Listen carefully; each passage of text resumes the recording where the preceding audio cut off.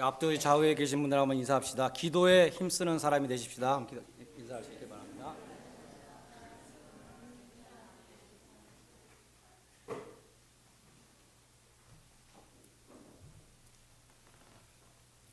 오늘 본문은 변화산에서 주님이 변모하신 사건 그 다음에 나옵니다.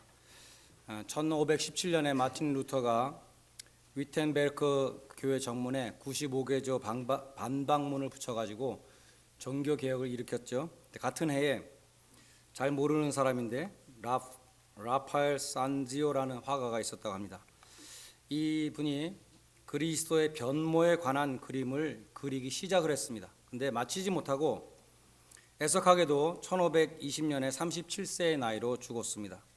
그가 미완성의 그 그림을 남겼지만 우리는 그 미완성 작품을 통해서도 무엇을 말하고자 했는지 볼 수 있습니다. 그 그림에 보면 산 위에 예수님이 베드로와 야고보와 요한과 함께 그 찬란한 광채 가운데 계시고, 동시에 산 아래에서 그 그림의 발음에 보면 나머지 9 제자들이 간질병 걸린 소년에게서 귀신을 쫓아내려고 애를 쓰고 있지만 비참하게 실패하는 그런 장면이 그려져 있습니다.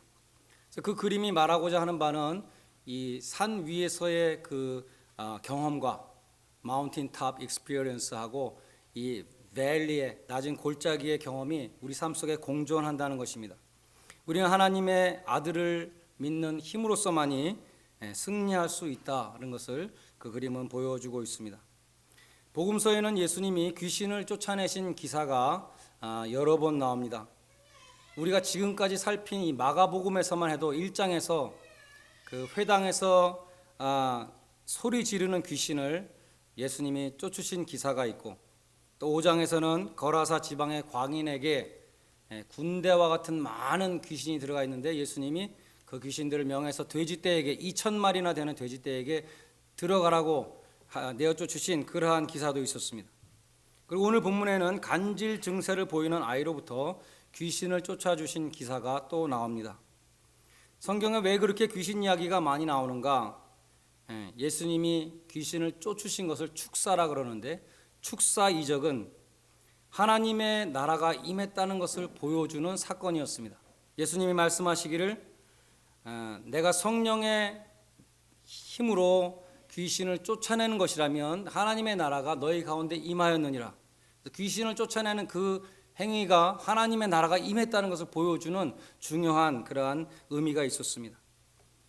요한일서 3장 8절에 하나님의 아들이 나타나신 것은 마귀의 일을 멸하러 하심이니라. 예수님은 귀신의 나라를 멸하시고 하나님의 나라를 이루기 위해서 오셨습니다. 그것을 보여주는 사건이 귀신을 쫓아내는 사건이었습니다. 그러나 귀신에 대한 지나친 관심은 건전하지 못합니다.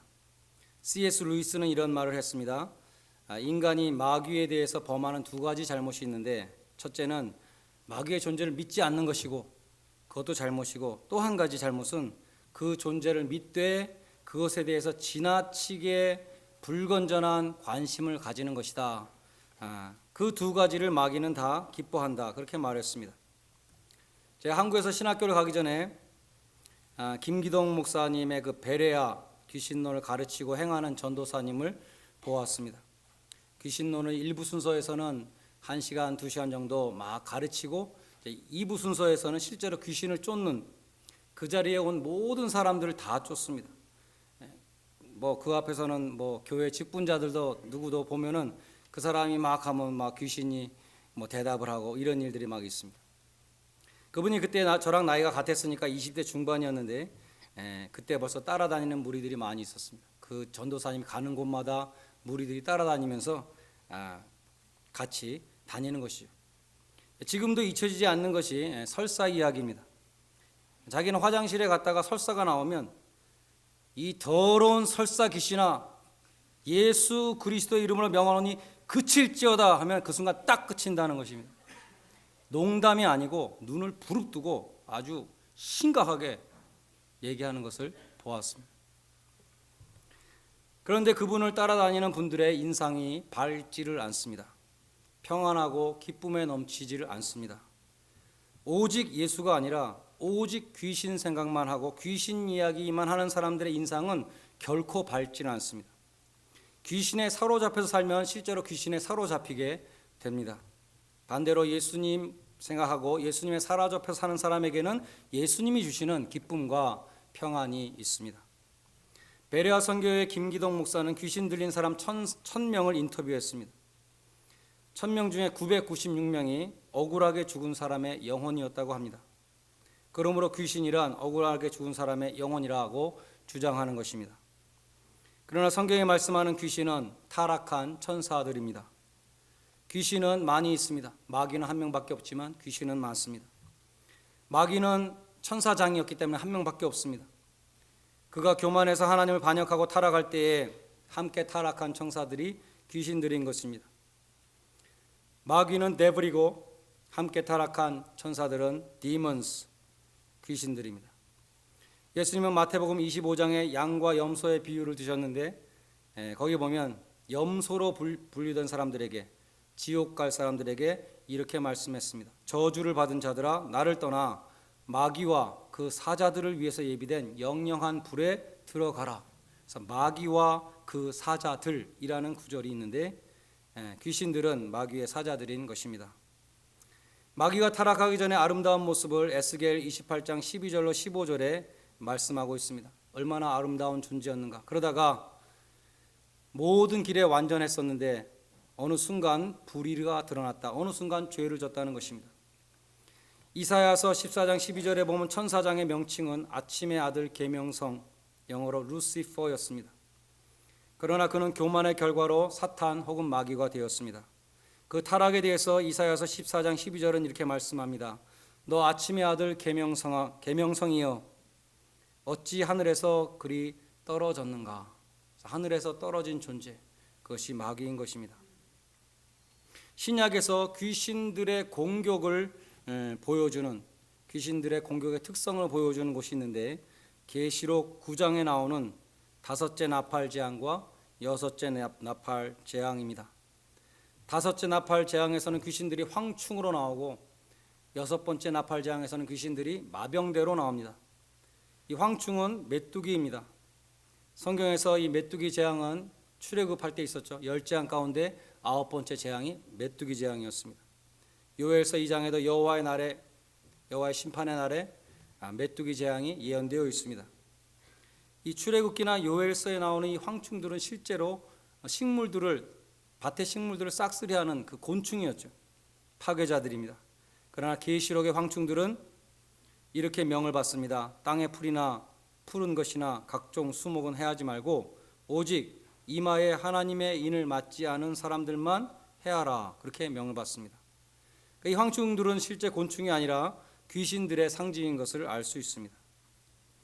계시록 9장 11절에 보면 저희에게 임금이 있으니 이 황충들의 임금은 무저갱의 사자라. 히브리음으로 이름은 아바돈이요 헬라음으로 이름은 아볼로온이더라 그랬습니다. 아바돈이나 아볼로온이나 같은 뜻인데 파괴자라는 뜻입니다. 사탄은 파괴자입니다. 그리고 그 황충들, 귀신들이 하는 일은 사람들을 괴롭게 하는 일입니다. 그들을 죽이지는 못하게 하시고 5달 동안 괴롭게만 하게 하시는데 그 괴롭게 함이 전갈이 사람을 쏠 때의 괴롭게 함과 같더라. 그렇게 기록되어 있습니다. 오늘 마가복음 오늘 본문 17절에도 보면은 어떤 사람이 자기 아들이죠. 벙어리 귀신 들린 아들을 데리고 왔을 때 이렇게 말합니다. 귀신이 어디서든지 저를 사로잡으면 거꾸로 져서 거품을 흘리고 이를 갈며 몸이 뻣뻣해집니다. 그렇게 호소합니다. 귀신은 그처럼 사람을 괴롭히는 존재입니다. 계시록 9장 6절에 보면 사람들이 죽기를 구해도 얻지 못하고 죽고 싶으나 죽지도 못하는 그러한 괴로움을 주는 것이 귀신들이라고 말하고 있습니다. 그러나 이 황충의 재앙은 제한적인 고통입니다. 계시록 9장 5절에 보면 황충들이 사람들을 죽이지는 못한다. 그리고 10절에 보면 5달 동안만 괴롭게 한다. 그렇게 기록되어 있습니다.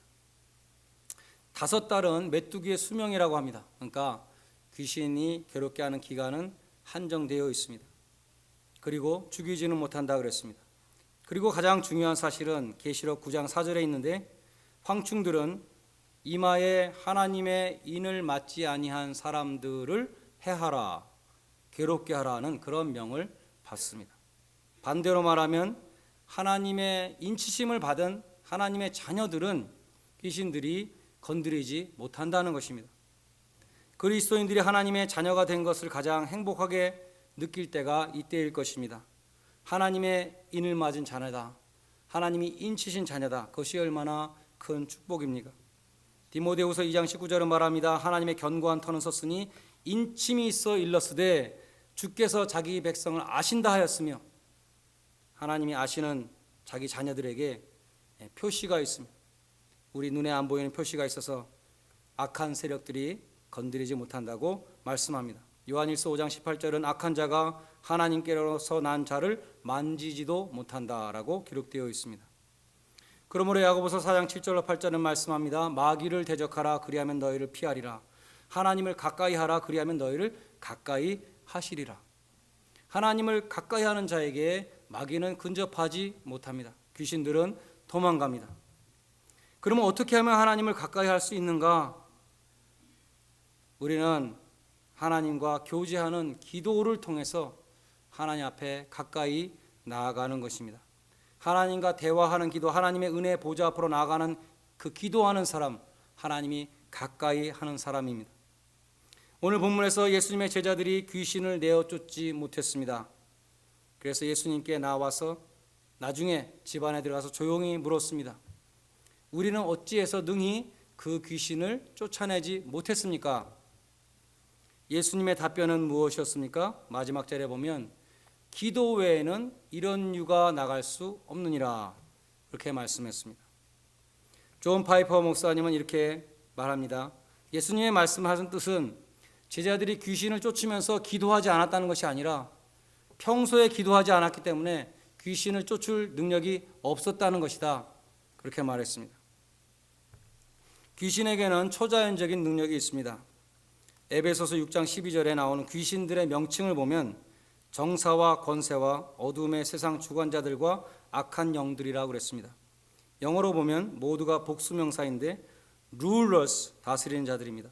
authorities, powers, spiritual forces 이렇게 되어 있습니다. 그들에게는, 귀신에게는 힘과 능력이 있습니다.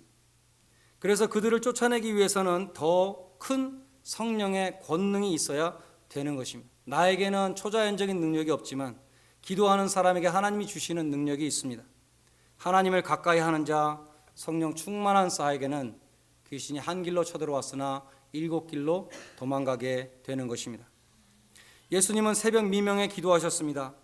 예수님은 밤을 새워 기도하셨습니다. 예수님은 금식하며 기도하셨습니다. 그런데 예수님의 제자들은 기도에 힘쓰지 못했던 것입니다. 그래서 막상 귀신들과 영적인 전투를 벌이게 되었을 때 감당하지 못하고 패배하고 말았다는 것입니다. 예수님은 제자들이 물었을 때 우리는 왜 쫓아내지 못했습니까? 라고 물었을 때 분명히 대답해 주셨습니다. 너희가 기도하지 않았기 때문에 그랬다라고 말씀해 주셨습니다. 사도 바울은 우리의 씨름이 혈과 육에 대한 것이 아니요 귀신들과 영적인 전투이므로 하나님의 전신갑주를 취하라, 그렇게 말씀했습니다. 엘리야는 기도의 능력으로 하늘에서 불을 내려서 바알의 선지자들, 아세라 선지자들 850명을 물리쳤습니다. 엘리야는 무릎 꿇고 기도함으로 3년 반 동안 오지 않던 비를 내리게 했습니다. 이스라엘이 아말렉과 싸울 때 모세의 손이, 기도하는 이 손이 올라갈 때 이스라엘이 이겼지만 모세가 피곤해서 이 기도의 손이 내려갈 때에는 패했습니다.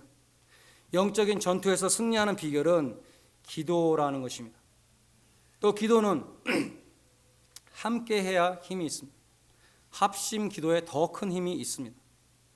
마귀는 성도들이 모이는 것을 싫어합니다. 교회를 멀리하고 혼자 떨어져 있을 때 마귀는 공격합니다.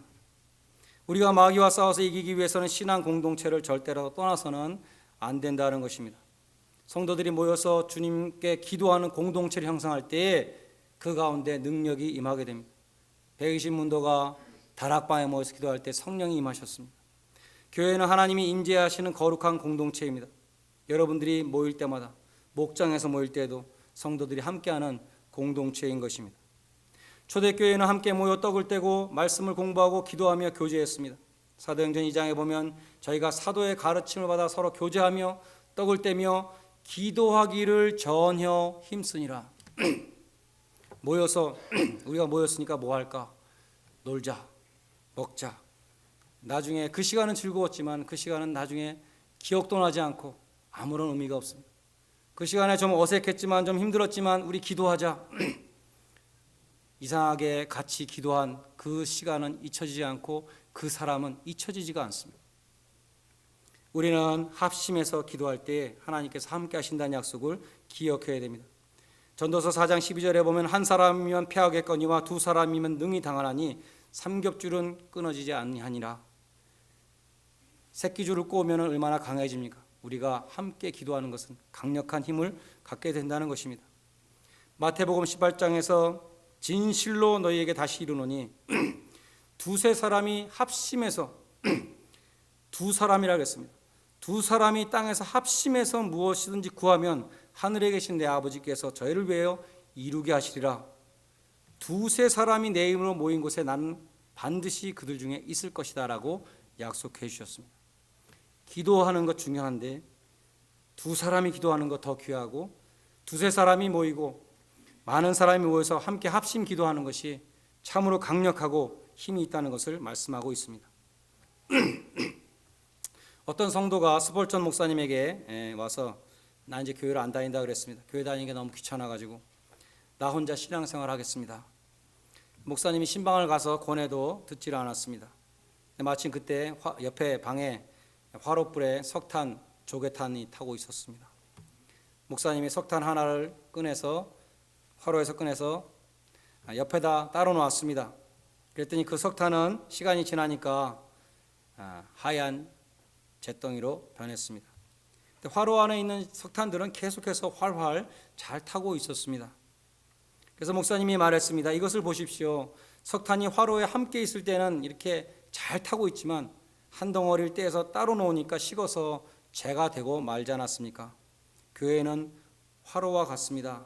함께 있을 때는 활활 타지만 따로 떨어져 나오면 죽고 맙니다. 그렇게 말했습니다. 그 말을 듣고 그 성도님은 회개하고 다시 교회를 나오게 되었다는 그런 이야기입니다.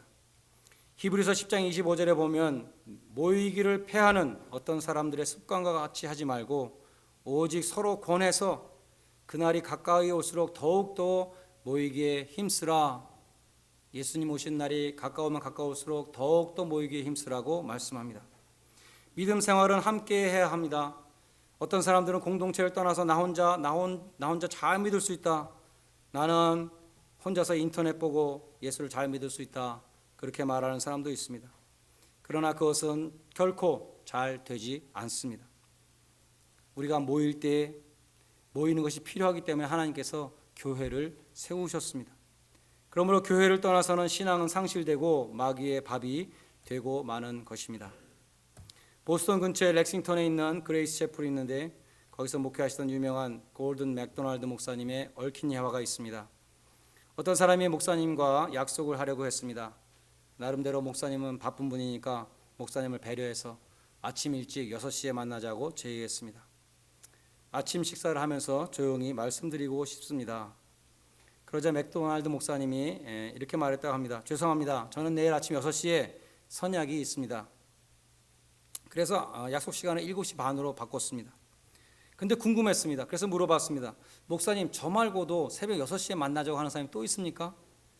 그때 맥도날드 목사님이 하시는 대답이 나는 매일 아침 하나님과 만나는 선약이 있습니다. 그렇게 말했습니다.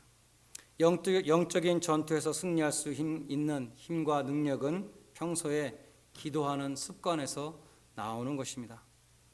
여러분도 주일 아침에는 하나님과의 선약을 꼭 지키시기를 바랍니다. 수요 저녁 7시에도 하나님과 선약을 하시기 바랍니다.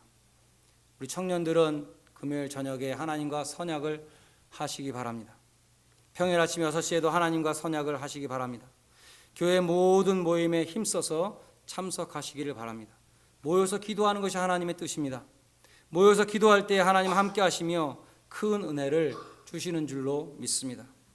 성경을 보면 쉬지 말고 기도하라 하셨고 기도하기를 쉬는 것은 죄라고 했습니다. 우리는 기도하기를 쉬는 죄를 범하지 말아야 됩니다. 기도하지 않은 죄를 우리는 회개해야 합니다. 기도에 힘쓰시기를 바랍니다. 기도하는 여러분에게 하늘로부터 내려오시는 성령의 충만한 권능이 함께 하시기를 주님의 이름으로 간절히 축원드립니다.